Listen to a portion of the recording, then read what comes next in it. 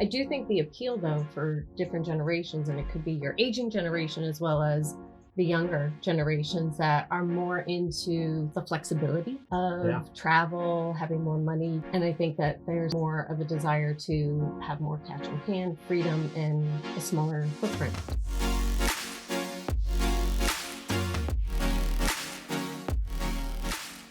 Tim Bray here, broker owner of Seaport Real Estate Services.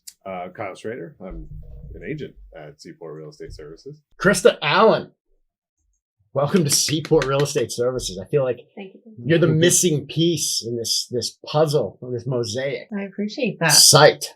I'm very excited. I think it's You didn't get that welcome. What's up with that? That's all right. I'm old news at this point. I'm not new anymore. Anyway, feels like it's everything's coming together, and we're grateful that you're here. Yes. Thank you. Grateful for the opportunity. ADUs. Accessory dwelling units, tiny homes, in-law apartments, additional space onto your existing property. Can anybody put an ADU on their property? It depends what town you're in. Yeah. It depends, how much land you have.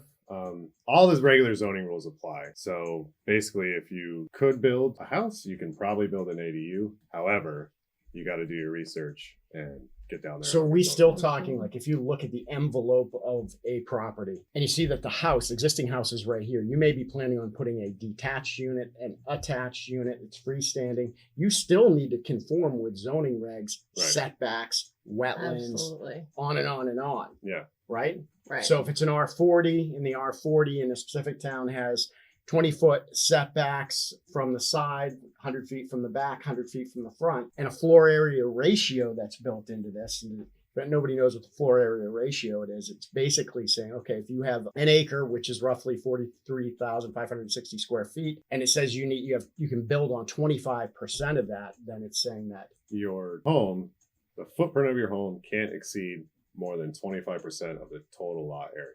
and so your ADU is calculated and factored into that Right. as well. Absolutely. But there So are we're gonna It's exclude also some. factored into your well capacity, your septics, and understanding, are you already at maximum with the current house on property, which in many cases that may be true because you've built to suit, and there could be additional costs associated with that if you're going to build. So what do a you tiny mean? home. So you're on a cesspool, 50-gallon drum in the ground, and you want to do an ADU that's beside that. You don't think you can just tie into that existing You 50? might You have have to to put go- another one? Yeah, maybe two 50-gallon drums. Right. So in essence, if you're trying to do this and you're on a system that isn't quite adequate for what you're even using right You would now, have to and you're upgrade that applying, you're system. probably going to have to upgrade your entire Right. system. Right.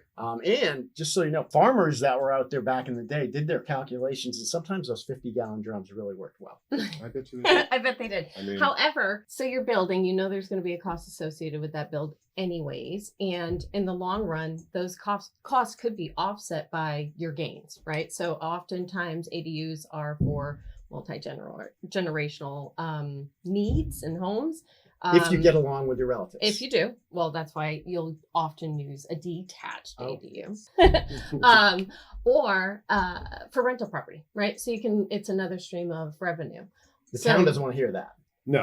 They may not want to hear that, but it is, an option for homeowners, especially once you've built an ADU and perhaps over time, and this is a consideration, over time you need to factor in how else are you going to use that property once it's met its need. You have parents living there, and over time that there's no longer a need for them to live in that unit. What are you going to do with it? Right. I do think the appeal, though, for different generations, and it could be your aging generation as well as the younger generations that are more into the flexibility of travel, having more money, cash in hand, rather than these homes where some of our generations, I'll say I'm guilty of it, are used to building the big American dream home.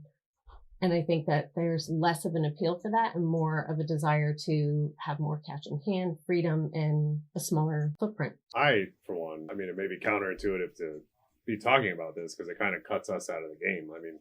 But I love ADUs, and I think they're a great way to make housing accessible and affordable in a market where neither accessibility or affordability is easy to come by these Yeah. days. But yeah, you have to treat it as you would any other build. So all the zoning laws and regs apply, build codes apply, everything still applies. Now, there are also, you want to use a local reputable builder or maybe a company like Boxable that has Right. created opportunities. What are your thoughts on, Southern New England Modular actually does tiny homes? Modular, well, yeah, was actually just thinking about that. Find a good modular home company like Southern New England Modulars. They're positioned very uniquely because a modular home, when you scale it down to the size of ADUs, which is what we're talking about, it just makes their job easier, faster, and kind of more streamlined. You're taking homes that they would normally have to segment into 4 or 5, maybe 6 modules and just condensing it down to one. So their turnaround times will be huge,